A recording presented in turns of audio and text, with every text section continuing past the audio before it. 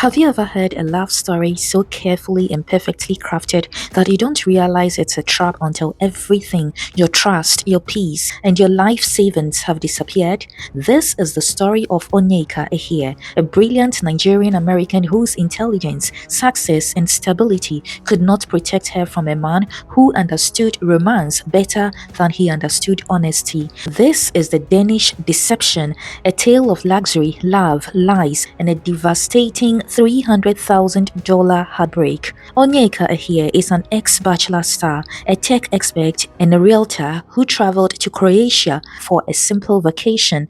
During the trip, she met Martin Fredsgaard Andersen, a charming Danish man who introduced himself as a former Olympian, tech expert, and distantly connected to the Danish royal family. His passport, his contacts, and his lifestyle all seemed to support the story. He was tall, blond, blue-eyed, impeccably dressed, and carried himself with the confidence of a man who had never struggled a day in his life. From the moment he approached her at a beach club, everything about him felt like a movie. The charm, the wit, the way he talked about the world as if he owned a piece of it. He made her feel seen and valued. Nothing about him felt forced or suspicious. He spoke with ease, cared about her thoughts, and paid attention in ways that made the connection feel natural. From the start, he portrayed himself as financially stable and deeply interested in building a future with her. Their relationship moved quickly and glamorously. Martin flew her across Europe, from Croatia to Monaco and Denmark, booking five-star hotels, private drivers, luxury dinners, and expensive shopping trips. He introduced her to his family, talked about marriage, real estate investment, and a future filled with love and abundance. Everything looked real. The lifestyle, the confidence, the wealth, the plans, and Onyeka believed she had met her soulmate. They got engaged and eventually married,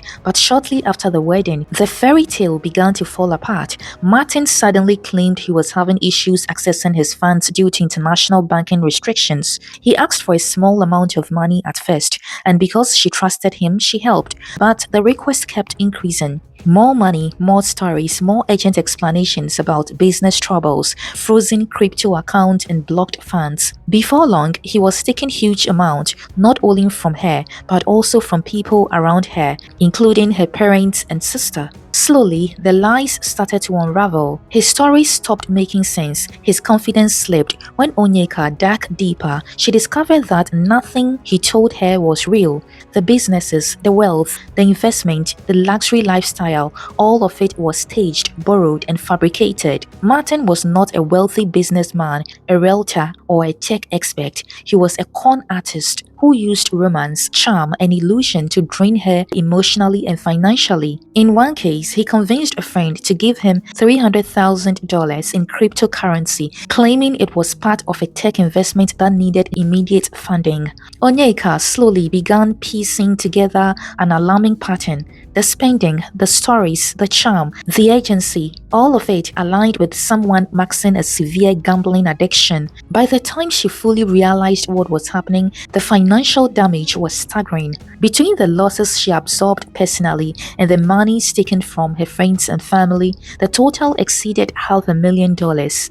Then suddenly and without warning, he asked for a divorce. Well, he had achieved what he needed: a US marriage, a green card, and access to resources that allowed him to fuel his addiction. Once the divorce was finalized in November 2025, he vanished from her life completely. Left behind was debt, betrayal, emotional devastation, and the realization that the man she married was not the man she thought she knew.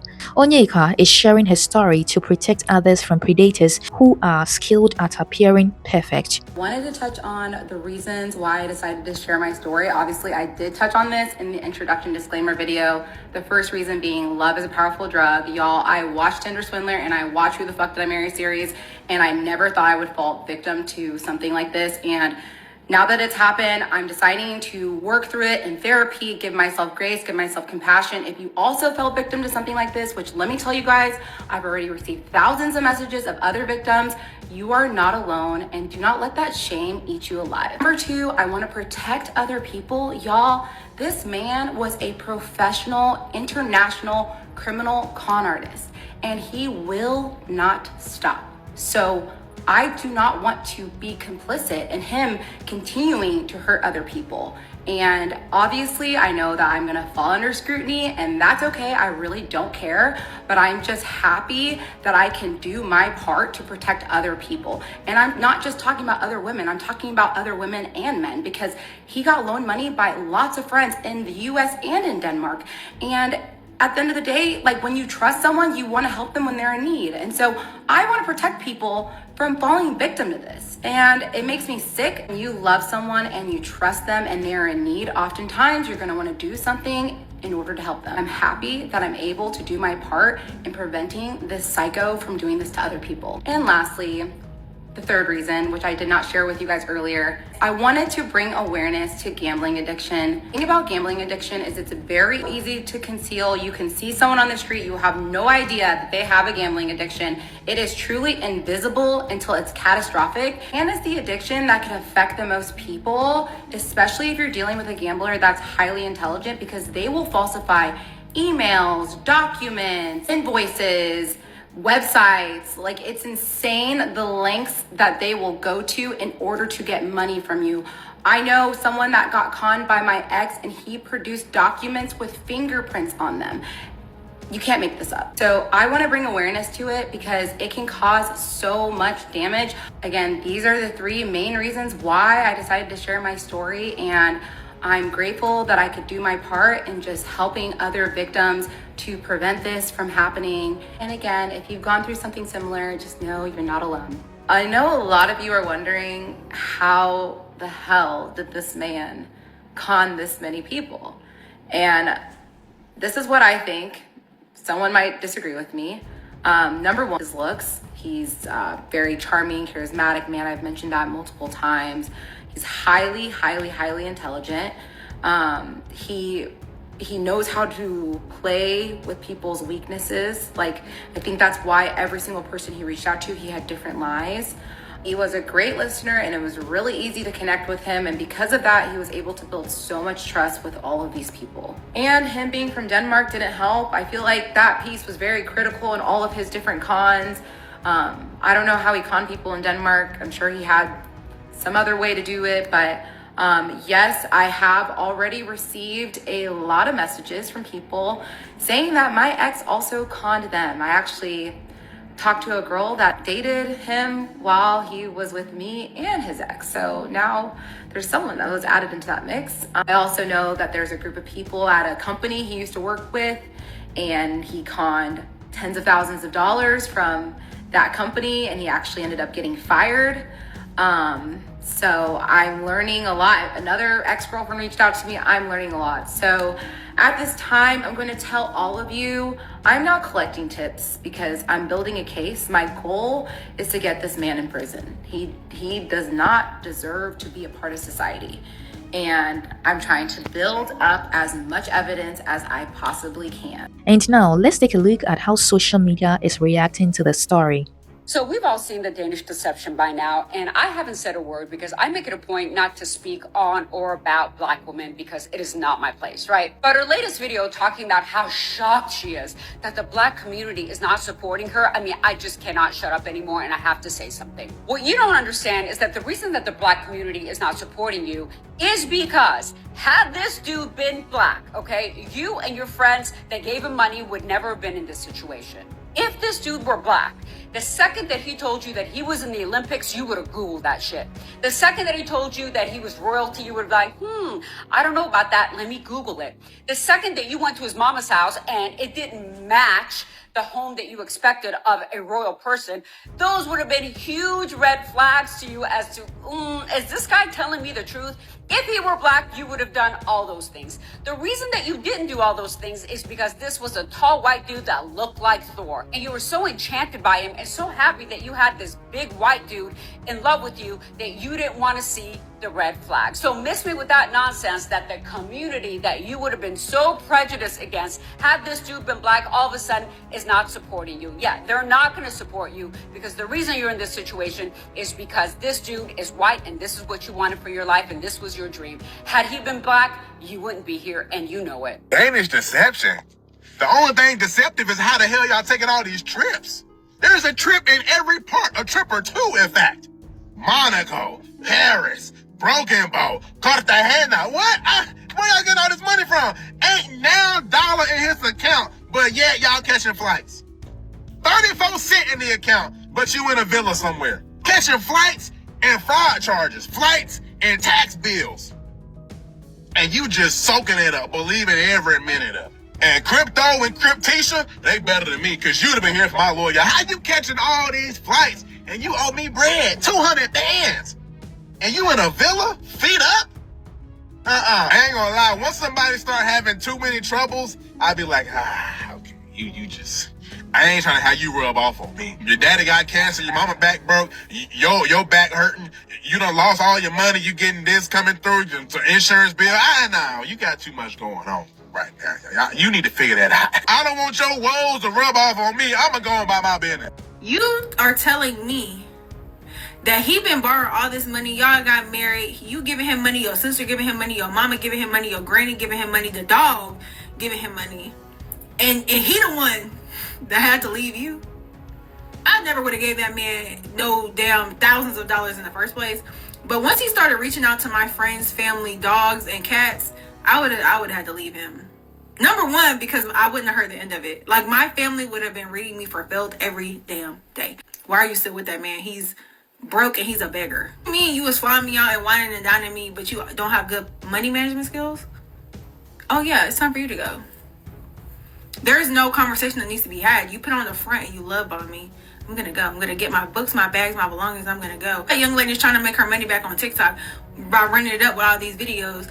25 videos. Y'all all watching them. It's going viral. Yeah, she gonna make her money back.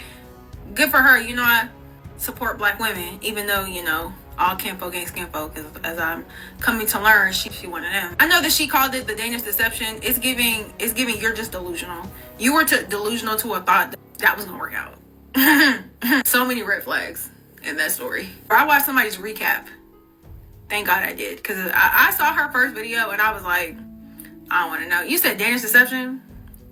I'm gonna go ahead and go. But, you know, to each their own. I hope you guys are entertained by it, at least. The Danish Deception is an example of a woman giving herself away for free. Wait, sorry, paying to give herself away. Because you're telling me that a beautiful woman with a 6-figure real estate accounting job had devalued herself so much in her own eyes that she was willing to give money to a white man? Colonization had already given him like a 500-year head start on her. And on top of that, patriarchy, that adds like another 2,000-3,000 years of a head start, because men have been doing this shit to us since the agricultural revolution. The least that he could do is make it up to her financially. Oh yeah, and this man is like claiming that he's a whole prince, and then he's still asking her for money? No, because like the 5 or 6 figures that she spent trying to stay in this man's life, that is the price that she puts on his whiteness, his Scandinavianness, his blonde hair, blue-eyedness, and the mixed baby she wanted. Girl, no, instead of reparations from him, we're continuing to give away global majority wealth to the white people. Plenty of African people have commented on this way better than I could, but there are Onyekas in my community too. Yeah, the ones putting on their panda eyeliner to try to make their eyes look rounder to please the white people, often marrying broke white men just to say that they have one. I hope we do not get a movie making her famous, because this shit is putting us all back. Low racial self-esteem will have you finding yourself in very precarious situations to uphold the status symbol known as white proximity. The nigga said that he was an Olympian, not just an Olympian, a millionaire, not just a millionaire, but royalty. All very Googleable things. These are things that you can easily just look up. If you tell me you play college sports, I'm gonna look up your roster picture just cause. You mean to tell me that nigga say he was in the royal family, the Danish royal family, and you didn't think to yourself, let me look this nigga up? Because you wanted it all to be real, because you wanted a white man that bad. You wanted a white man that bad. Y'all remember that video with the little black nigga? He was around all his white friends, and I guess he was real drunk, and they was trying to pour chocolate milk on him, and they was just laughing at him, pointing at him, recording him. They threw the towel over his head and then dumped a bucket of the whole gallon of chocolate milk on his head. And then niggas did like a little deep dive and found out that he made like a TikTok saying that he likes white girls more than he likes black girls. Low racial self-esteem will put you in very precarious situations, and it will also have you trying to uphold these relationships with these people who genuinely don't like you and don't care for you. You feel what I'm saying? And that's I don't even want to go on a tangent, but that's the thing about interracial relationships is that, like, somebody always have to give something up. You feel what I'm saying? Either you're a white woman trying to learn how to cook mac and cheese and yams on Thanksgiving, or you're a black man going to NASCAR events and rodeo derbies and shit like that. You feel me? Somebody has to give something up. I'm not gonna say I haven't, because I don't even want to analyze all the interracial relationships that I've seen. But, like, I rarely see truly equitable interracial relationships. Somebody always have to submit to some extent. And I don't think it's anything even wrong inherently with interracial relationships. But, like, there's always an underlying, like, reasoning for it, bro. And I see that in a lot of immigrants, right? A lot of black immigrants, specifically Africans, and, like, just you know, for this example, they pedestalize whiteness and they'll live and die for white acceptance. And now, like, I'm seeing, like, you know, the woman who made, you know, the Danish Deception videos or whatever, I'm seeing her respond to a lot of black female creators, you know, really mad about how they're responding in their you know, reaction videos and whatnot. You feel what I'm saying? But it's like, this isn't your community. You feel me? Like, and it's always like, once you kind of get rejected and once you kind of get played with, right? You always want to run back to the black people and how the black people should feel bad for you. But go look at them bridesmaid pictures. Go look at them wedding pictures. Tell me what you see. Tell me who her friends is. Tell me what her circle looks like. You feel what I'm saying? And let me just say this again before motherfuckers try to, you know what I'm saying, what I said. There's nothing wrong with interracial relationships. There's nothing wrong with having friends that don't look like you. There's nothing wrong with that at all. I damn near encourage it. Not necessarily interracial relationships. I wouldn't say I encourage it. You feel me? You can do what you want to do in that area. But, you know, having friends outside of your race is cool. You feel me? But you need to understand the dynamics at play. How equitable is your friendship? Do these people genuinely love and care and respect you? Or are you just like the black person that kind of can come around and they can kind of say the N-word around you? You feel me? Whenever they feel like you're here and there type shit. You feel what I'm saying? Like, y'all don't know, bro. I don't know. And I didn't have to watch a 20-part series. I watched like maybe I watched 3 videos at first. And I'm not watching that shit. What the fuck, bro? I've seen the story a million times. And then today, I was like, you know what? I'm going to try to watch it. And I got to like part 8 and I'm like, I'm not watching this shit because I don't need to watch it. I didn't need to watch it as soon as she said white man, blonde hair, blue eyes, tall, built, whatever the fuck case may be. As soon as she said that, as soon as I saw her eyes lit up when she said that, she's going to find herself in a stupid ass situation like this again, bro. And I hope she seeks the help that she needs. I hope that she learns to love the way that she looks and love people that look like her. Why are people surprised that Onyeka, who is a successful, highly achieving woman, was victimized by this Danish deception? Because actually, we're the most vulnerable group. I just watched a video of a guy who's gone onto Onyeka's LinkedIn and is going through her qualifications, going through her roles, going through her experiences. You know, she's into real estate, she's into IT, she's worked for one of the big 4, she's incredibly highly achieving. And he's like, how has this woman let this man deceive her in this way? Highly achieving, highly educated women, and we'll even talk about her being a black woman later on, maybe in a different episode, but highly achieving women are targets for these type of deceptive men, because these men know that highly achieving women are not often approached and not often loved in the way they want to be loved, which makes them perfect targets for them. So this shock about her being a highly educated, high-achieving woman should not be there. And if anything, it's a lesson for us highly achieving, highly educated women that we have a target on our backs. Look at Risa Tisa, same thing. She was minding her business, achieving, doing her thing. And the guy, I can't remember this man's name, but the guy targeted her, found her. Because sadly, highly achieving and educated women are not often approached, are not often dated, are not often chosen, because sometimes men are in competition with us. Sometimes men don't want to, they don't want to feel that they want to feel needed in the relationship. They don't think that we're going to need them. All of these stereotypes that highly achieving and educated women have means that we can often be romantically starved. We can often be emotionally starved, which makes us more vulnerable to these men targeting us and making us victims, like the Danish Deception. Stop going through her LinkedIn. Leave this woman alone. It's not her fault that she was literally targeted by this man. It's the fact that if that guy didn't leave her, if he didn't say he wanted out of that marriage, Onyeka would have stayed there. She would have stayed there. This woman was talking about, he doesn't want to leave me. It's the disease talking. She seized his passport and green cards in the hopes that it would stop him from traveling back to Denmark.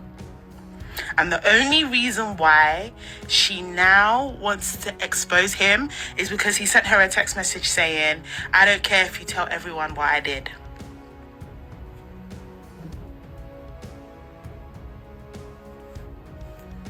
If that man hadn't left, she would still be with him till today. So the Danish Deception girl's pissed off that black women are not on her side. Girl, did you know who you was telling this story to? Nah, for real, because not only did you give him money, you quit your job, your 6-figure job, for a white man that was asking you for money, but claiming to be a billionaire, and then turned around, your parents was giving him money. Maybe this is not the audience that you should have been trying to talk to. You got played, you got hustled, you got bamboozled. It was not deception, baby. Your common sense was not common at that point. And you thought we was gonna lend you a hand and give you sympathy. No, baby, you weren't robbed. You willfully gave this man all your fucking coins and you were left with nothing. Nothing. And the reason you're crashing out because you thought black women were gonna be like, oh, she black, we should feel sorry for her. Nah, we don't do that shit. No, sweetheart. We're gonna call you out when you're wrong. When you did some dumb shit, and that was dumb. That wasn't dumb. That was just like, that didn't make no goddamn sense. And then you had like 20 parts of the goddamn series. All you had to say was, I got on here. All you had to say when you got on here was, I got played by a white man because he was white. And because he was white, I thought he was rich when he said he was rich. And I didn't do my homework.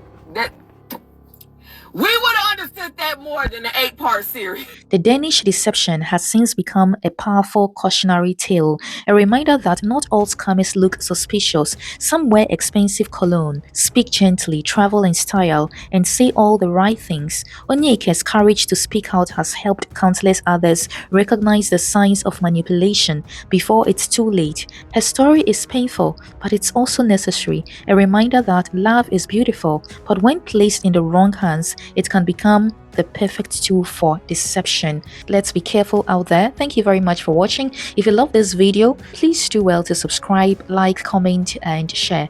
Thank you, and see you on the next one.